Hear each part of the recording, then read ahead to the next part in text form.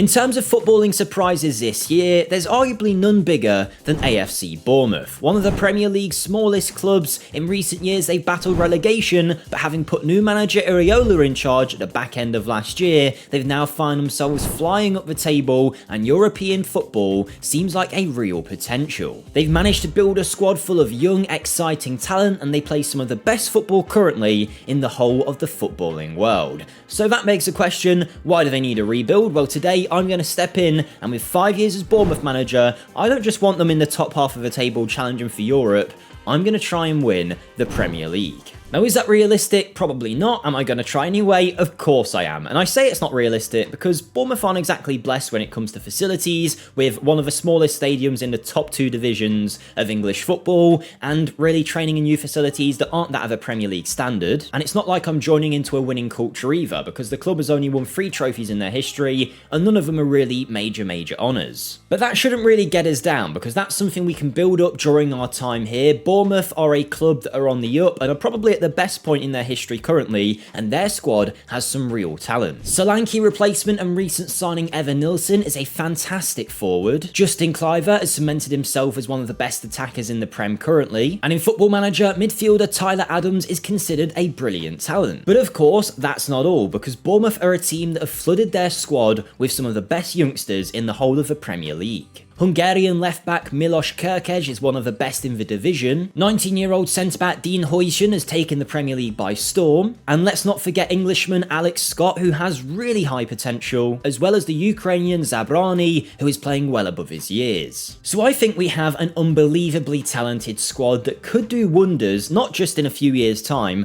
but right now, and they're proving that in the Premier League. But really, Football Manager doesn't agree, because as a club, we are predicted 17th place. The game thinks that the only teams we can actually beat out are the 3 promoted teams in Leicester, Ipswich and Southampton, and they're expecting us to finish right at the bottom alongside Nottingham Forest, so I guess it goes to show Football Manager might not always be right. One issue I might encounter at the club though is the fact that there really isn't much money to spend. In fact, the club's overall balance only has £1 million in it, and in terms of my transfer budgets, I'm working with £0 and £25,000 of wage budget. So if I want to make anything happen in our first season here, I'm probably going to have to ship some players on first and then bring some more in. And if you know me, I'm not just going to sit on my hands. I'm going to go make some transfers and make this Bournemouth team even better.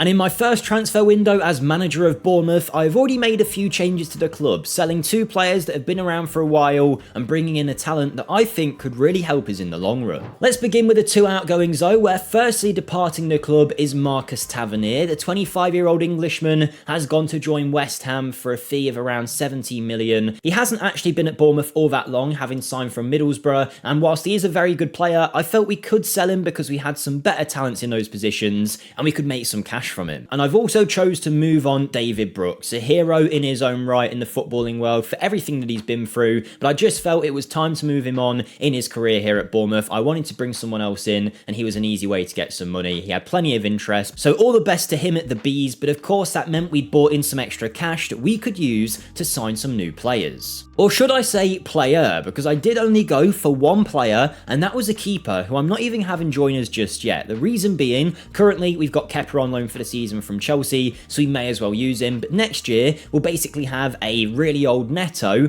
and that's it. So I thought, you know what, let's go out and sign a good young goalkeeper. Guilherme Restes was willing to join the 19-year-old keeper who is already starting for Toulouse in Ligue 1. We've paid £22 million for him, which might seem like a lot for kind of an unproven player, but all being well, this could be the future of the French national team. So where does that leave us now in terms of what our best team is? Well, with everybody fit, this is what we'd be looking at. Kepa Arrizabalaga, the most expensive goalkeeper in world football, still in the net for us, alongside right back Adam Smith, who at 33 might be someone that we need to replace long term. Zabrany is at the back with Senesi, the Argentinian general, who's going to be really helping those young centre-backs develop, because of course I imagine we'll be seeing lots of minutes from Huijsen as well. Kerkez is at left back, who you've met, alongside Tyler Adams, and Lewis Cook, who is a player that once was predicted to be one of England's best midfielders. Hopefully we can get some of that form out of him. Sinistera, the former Leeds man, is on the wing, alongside Alex Scott in that attacking midfield position, and then Clivert and Evan Nilsson, who we've met, alongside some very good players on the bench like Semenyo, Dango Utara, and Enis Now. We really do have a lot of talent to work with, so fingers crossed, all being well, we might be predicted to finish near the bottom of the league,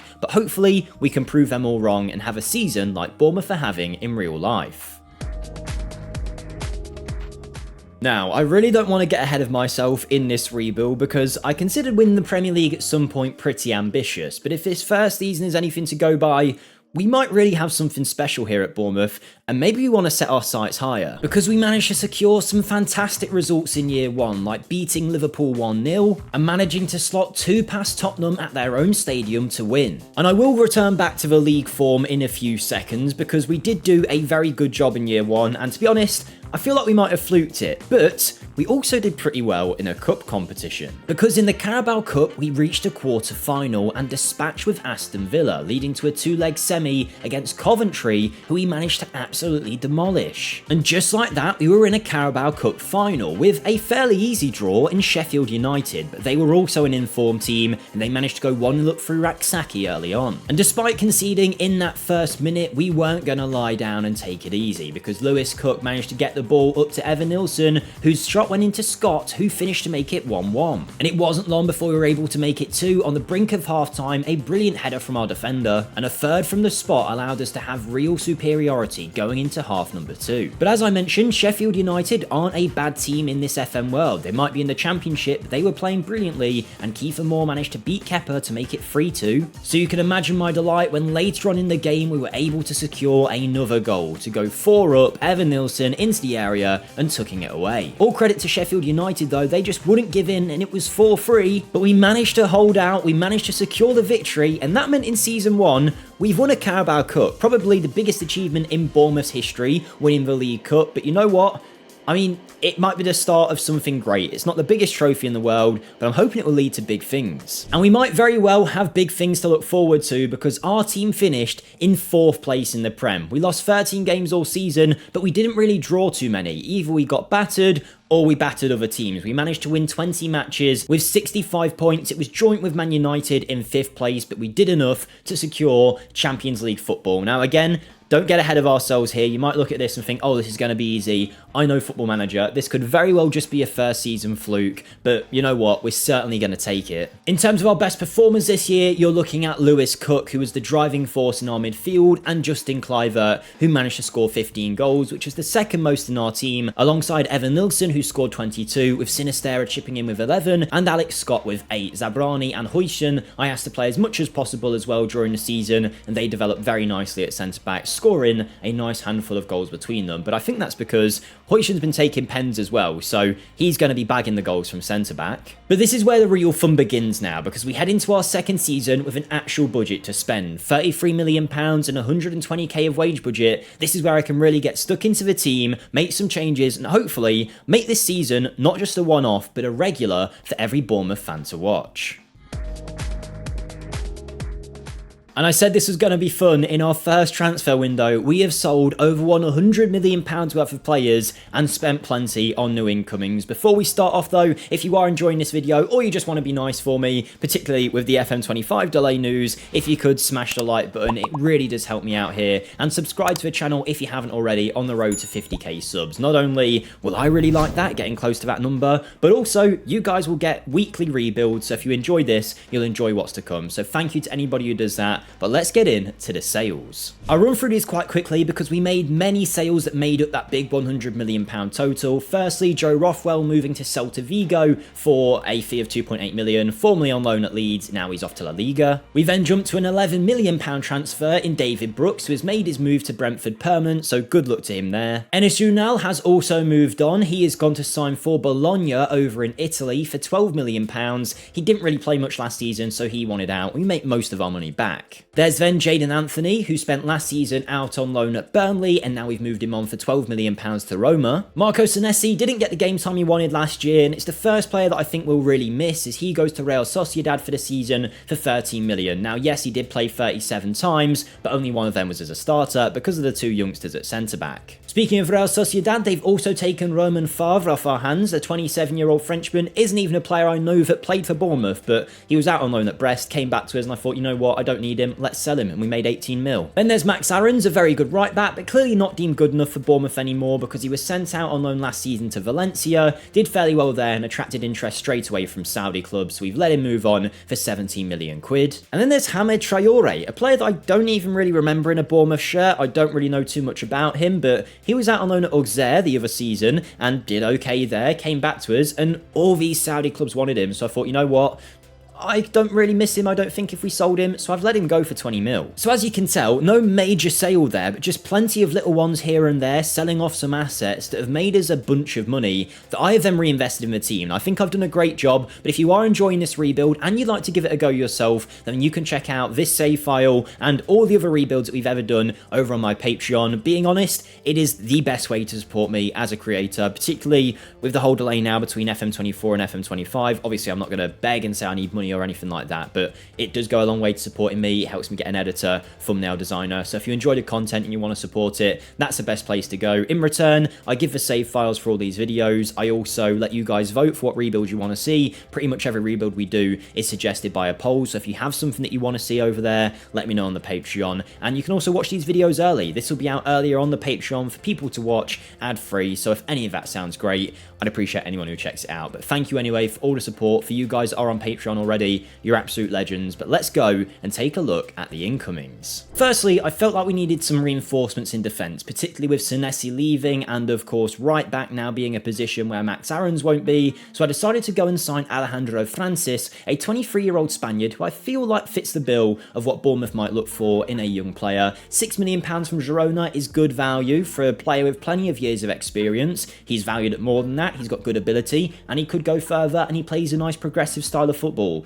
I think this could be a good one. Milos Kerkez is a player that is bound to attract interest, and I wanted someone to compete with him in that position, so I've gone out and signed Archie Brown. He's a 23-year-old left wing back who's very good going forward, that's his specialty, 6'3", and we bought him in from Ghent, where he had a brilliant season in Belgium last year, caught the eyes of our scouts, and we've activated a £10 million release clause to bring him to the Premier League. But then there's my final transfer, where I've gone out and bought the Spaniard Pablo Torre from Barcelona, 22 years old, a player with huge potential, signed for Barca as one of the best youngsters in Spain, but never really got given the opportunity that much just yet. He's cost us 18 million quid, and I actually think, you know what, we have got a gem here. He could be one of the Premier League's best talents, and I don't think we've even spent that much money on him. You can see how much he's valued at. We've got a bargain. We just need to hope he lives up to all the expectation. But I should also mention this guy, Junior Krupi, who I did not sign myself, but Bournemouth signed in January in real life. He was out on loan last season at Lorient, but is now with us permanently. And as far as attacking midfielders go, especially youngsters,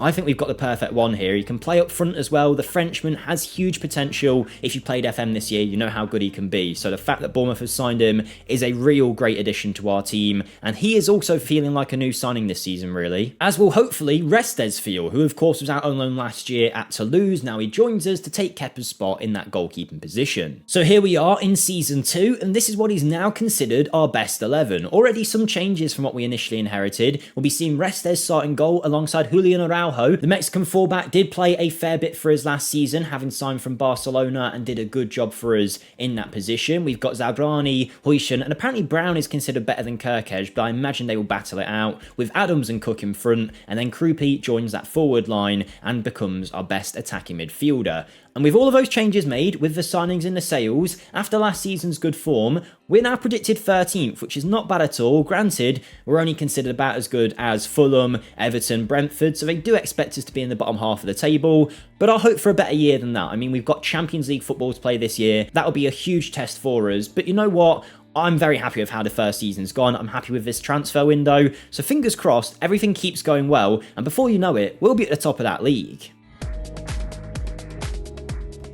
And okay, right, I said in Season 1 I didn't want to, get ahead of myself, maybe it was a fluke, and think it might have been, to be honest with you, but obviously this year we were playing Champions League football, so let's start there. Now, we weren't great, but we did manage to sneak out of the league phase and make it into the knockout playoff round, where our first opponent was RB Salzburg. Kerkez managed to find Pablo Torre to put us 1-0 up at their stadium, but it wasn't long before the Austrian side hit back, managing to make it into our area and slotting it past Neto in goal. And I would have taken a 1-1 away result, but in the final minutes, Capaldo scored a screamer, and that took us to leg 2. With our side trailing, we needed the Bournemouth fan support, and they really gave it us, and within the first 4 minutes, Antoine Semenyo into the area levelled the game. And the scores stayed level. It was a tough battle into the second half when a shot from Vertessen came off our defender and went in. And that meant we came crashing out of the Champions League in the league phase. A disappointment. We done well to get there, of course. We're not ready at this level just yet, but the league didn't go great either. I say not great. 10th place for Bournemouth is not a bad result at all, but compared to last year, it is a little bit disappointing. We see Fulham, Brighton, Villa, and the big 6 finishing ahead of us, bar Spurs, who finish all the way in 11th. West Ham go into that 4th place spot. 57 points isn't miles away from the European places, but it does kind of bring us back down to earth a little bit. We lost about as many games as we won. We drew a few more games, and maybe that's something we need to work on going forward. But at least you know it's not going to be an easy ride in this video, but granted, we still had some big successes. Our 3 best players this year were 3 players that we bought in Archie Brown, Pablo Torre, and Junior Krupi, who scored a bunch of goals between them and played very well. In terms of our top goal scorers, it was Krupi. Evan Nilsson wasn't as good this year. Sinistera and Cliver and Utara all chipped in for about 35 goals between them all. And whilst it maybe wasn't the best season in the history of any club, I still think it's a progressive year in terms of developing these young talents, and we'll now head into our 3rd season with a huge budget of 70 million. Financially, the club is looking in a much better place overall, and we are working on improving the facilities as well. So with that big budget, I'm now going to go ahead and really start making some changes. I want to be back in the Champions League, or at least back in Europe, and to do that, we need some signings.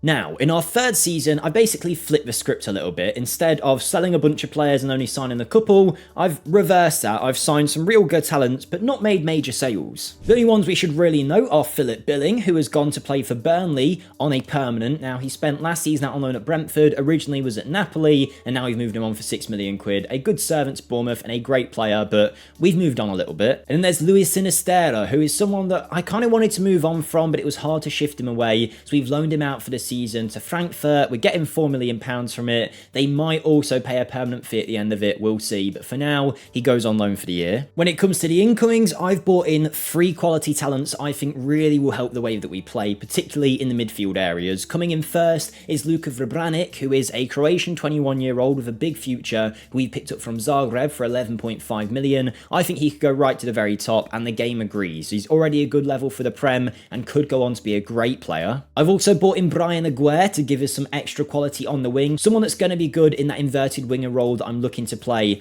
on this side. He's going to cut in on his right foot, play a nice cross in. We've signed a 23-year-old Argentinian from Boca Juniors for 12 million after some unbelievable seasons out in Argentina. And then there's Andre, my final signing, the Brazilian midfielder, 25-year-old international, picked up from Wolves, who were in the Championship in this save. He's done a great job over there and has left them for £28 million to sign for us. I think he's going to be a great DM and just give us a bit of solidness in our spine that we can work around. So we're in our 3rd season out of 5, and looking at our Bournemouth team, I am very, very happy with it. Personally, I would say Kirkish is our best left back, but if you were to look at that back 4 and the goalkeeper, they're very young, they're all talented, and could all go to a very high level. Tyler Adams and Torre is a nicely balanced midfield with Krupi, Utara, Sinistera and Evan Nilsson, but of course Sinistera isn't here, so we'll see the likes of Cliver come in and Brian Aguirre as well to try and show us what he's made of. But if we do go to the Premier League, we were predicted lower mid-table last time. Now, we're predicted 11th, but it's the title odds I'm surprised about. 200 to 1 last season, now only 50 to 1. You're saying there's a chance if we did this save 50 times, we might win it once. Let's hope this time is the one. And whilst it isn't still quite our first season winning a trophy off the bat, in year 3, I feel like we're getting back to signs of progress, and we proved that in the FA Cup. Well, we made it the furthest yet that we've done so, making it to the quarter-final against Manchester City, where Junior Krupi helped us to a 3-1 victory, and that set up a tie at Wembley against Liverpool, where we went 1-0 up, and the game stayed that way until the 85th minute, when we had our hearts broken, Mo Salah making it onto the wing, managing to play a ball in, and it was Evan Ferguson who took tucked it away. So we prepared for extra time and penalties to make it into an FA Cup final, but in the 92nd minute, Chiesa into the corner, we were out. So that was a big disappointment, but it's the furthest we've got in the FA Cup, and we actually made it close again to another trophy, beating the likes of Man City, showing how good we are. It's a real good sign. But the true test of how good we've been doing is the fact that we have now finished again in a European spot. 6th place, we become a part of the Big Six, pushing Tottenham down to 7th, beating them on goal difference. With 10 losses this year, we have secured more draws than normal, but we've won 16. We've had a very good season, some big wins in there as well. 60 points, it's 8 points away from 5th place Chelsea. We're nowhere near the title just yet, and maybe we need to take our ambition away from that, and maybe to win another domestic one in our 5 years here. But either way, it is a much better season, it is progress, and our young squad continues to develop. But that's not the only thing, because the facilities, as you can tell, have got much better. We are making this club a team that's going to be sustainable at the top of the league. And now if we have a look at our best performers, you're seeing Anton Semenyo was our best player this year, mainly as a bench player, but really it was Torre and Fabranic who were leading the line in terms of performances. When it comes to goals, we were a little bit light. The goals were spread around everyone, but I mean, Krupi 10, Clive at 11, Evan Nilsson with 16. It's not the most in the world, and maybe we need to find some more goals in our forward line. Maybe that's the aim for this coming transfer window, where we've got £47 million to spend, 300 grand a wage budget. I can definitely work with that. We can definitely do something. We've managed to secure our team up a little bit more. Now maybe with a bit of a tactical shift, potentially a new attacker being brought in, we could get a few more goals and really start pushing our way up the table.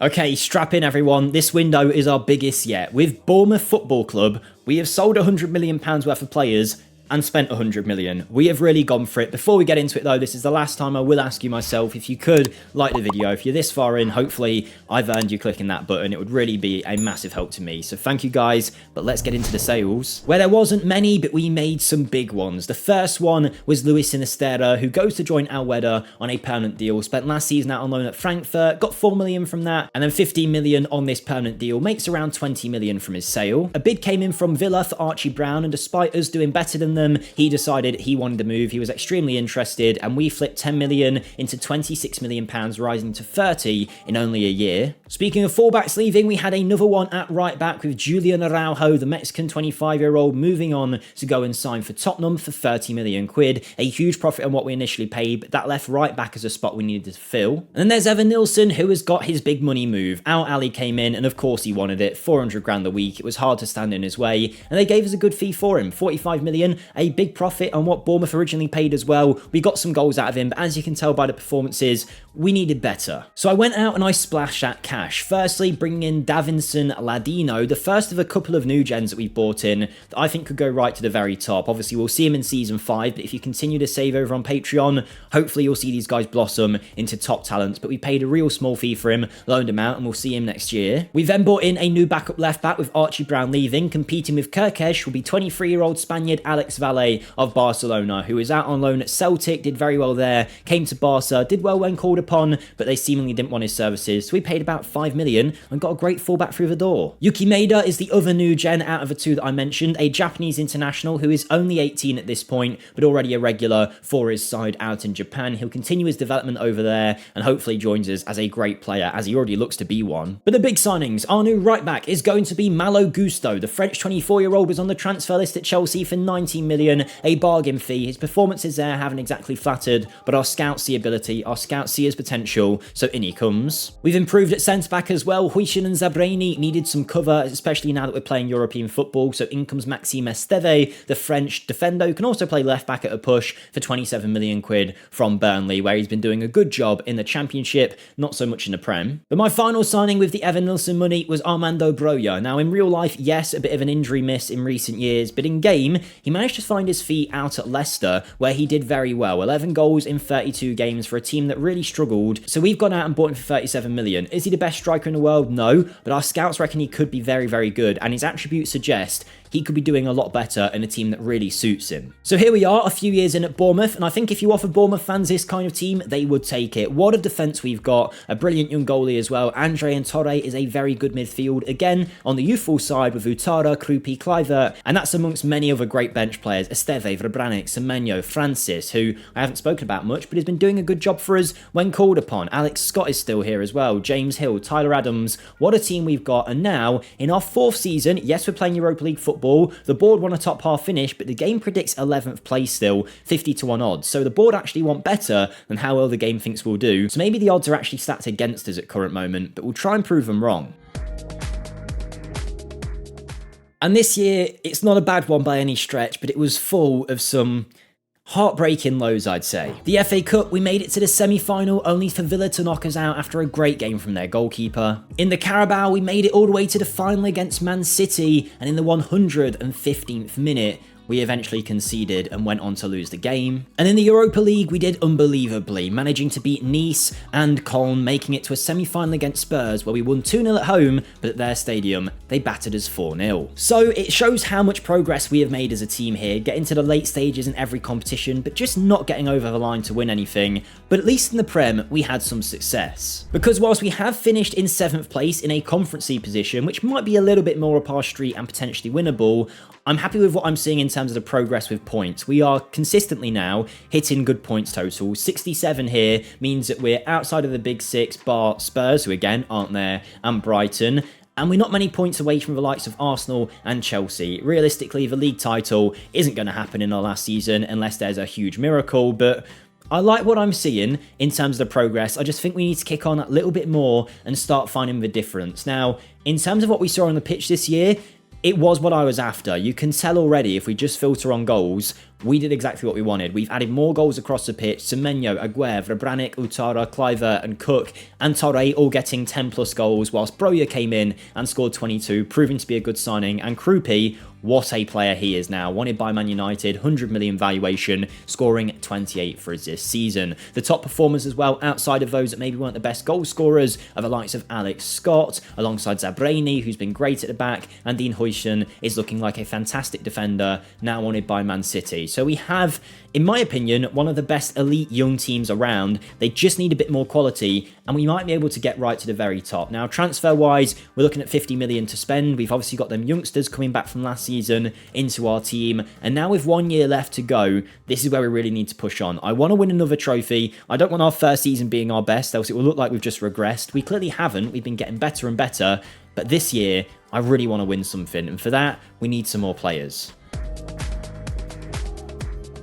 But just because it's the final window does not mean that we're not going to have some fun. This is our biggest one yet. £300 million worth of transfers combined in and out for what was an unbelievable transfer window. First, we had our first new gen come through that we've made some big money off. Leicester have signed Lewis Froud for £6 million. This is someone that played 1 game for us, having came in from Chelsea for free. So actually, not from our academy, but our director of football picked him up. He's developed nicely and we've sold him on for a big profit. Antoine Semenyo has also left the club after some good years of service off the bench. He's gone to Saudi Arabia to Altai for 11 mil. Lewis Cook also moves on permanently. The man has been our captain for a number of years, but now goes to play for Brentford for £22 million. Actually, we've had a pretty good relationship with Brentford in this save, a good few transfers going in and out. Brian Aguerd is a very quick flip for us. Within a few seasons, he's now moved to Al Hilal for £500,000 a week he's getting there. He's now an Argentinian international. We helped him get there, £12 million signing, and now he's moved on for £39 million, which I think is a great deal. And then there's Malo Gusto, probably our best business of a lot. We signed him from the transfer list at Chelsea for 19 million, and only 1 year later make £52 million from him, where he's now getting a mega contract at Al Ittihad. So good luck to him, but we now needed some more players. Signing first was Celtic's South Korean winger, 26-year-old Yang Hyun-jun. He's been doing very well at Celtic, goals and assists, and he's going to be a fantastic option on the wing, I'm sure, for 28 mil. Enzo Milo adds some extra quality to our midfield in terms of on-the-ball ability. 26 years of age, the Frenchman signs from Stuttgart Stuttgart, where he's been doing very well consistently in the Bundesliga, and hopefully will now step that up into the Prem. We've added some extra depth on the wing with the signing of Alejandro Garnacho, with us competing on multiple fronts now, with Europe being a possibility. We need the quality. He can play either wing, 35 million, rising to 40. Hasn't exactly gone well from at Man U in this save, but there is a player there, clearly. But with a Malo Gusto money, we went out and bought the best right-back willing to join us in Tino Livramento. The 25-year-old Englishman has been playing regularly for Newcastle, but now sees this as a step up, showing how far we've came as Bournemouth. £50 million near enough for the young right-back, who really does complete our team. Now, before we see that final 11, just to show you, the facilities are in a great place. We're doing a great job here at Bournemouth. That'll hopefully make the club sustainable long-term with the academy, but as you can tell, people want our players, and you can see why. What a back five that is. Restes in goal, alongside Livramento, Zabrani, Huijsen and Kerkez, who hasn't developed the way that I thought he would in this save, but is still good. Verbranic and Torre are alongside. A forward line includes Hyun-jun, as well as Krupi, Cliver and Broja. Well done to Cliver for sticking around and doing such a great job during this save, getting better and better for us. And now it's time to check. Our final season, we've got Conference League. I want to win that. And the Premier League, they want top half. We're now predicted 9th place. 50 to 1 odds of winning the title. Again, it's a huge long shot, but we're going to try and do it anyway. And this year is one I think will go down in folklore in Bournemouth history. Now, did I win the Premier League and the Champions League? No, but we had a very good season. In fact, having beat Bilbao in the semi-final of the Conference League in our only real challenging match, we had made a final against Atalanta, which was a challenge, and they proved that early on, going 1-0 up. But in the 20th minute, we managed to retaliate. Pablo Torre with the ball on the edge of the area, finding Tino Livramento, our new signing, into Yang, and he powered it home. But we weren't here just to take a draw into extra time and try and squeeze out a result. We were showing our superiority. In fact, we had 5 XG in this game to Atalanta's 1, and Broja managed to make it 2-1. But XG would count for nothing, of course, if we weren't finding the back of the net, so I was delighted when in the second half we really sealed the deal, Clivert making it 3, and before we knew it, a Pablo Torre free kick was played into the area, where Livramento managed to power home for 4, and despite a late corner from Atalanta, which did allow them to get back in the game as Di Catelier managed to play it onto the edge of the area, where it was powered home, it wasn't enough, and we managed to win the game. That was obviously an unbelievable result, and we win Bournemouth their first ever European trophy. Was it the Prem that I aimed for? No, but we won the Conference League, and of course the Carabao, let's not forget that either. But the biggest success is the fact that we've made them a consistent challenger for these European spots. We finished on 71 points this year, above Spurs, above Man U, above Newcastle, Brighton, and we're only a few points away from Liverpool. We'll be playing Champions League football next year. We could have secured a top 4 finish. Really, I'm delighted with this save. I know it might not have the glamour of all the trophies won and whatnot, but we've played brilliant football, we've played expansive football, we've brought in a great young squad, we've really made Bournemouth a team that will be a Premier League regular now with these kind of facilities. They will be sustainable, the balance is looking decent as well, and that's without the Premier League money, so things are only going to go better for Bournemouth as our time goes on here. Pablo Torre has made the favourite personnel list as well, no one else really that I can see making it, but still, what a save this has been. Bournemouth, a team doing so well in real life, and I think we've done a great job here as well. But let me know your thoughts down below. Remember to check out the Patreon to let us know who you want to see next. And yeah, massive thanks for all the support, guys. Let's keep it going as we wait for FM25. Thank you for watching, and I'll see you next time.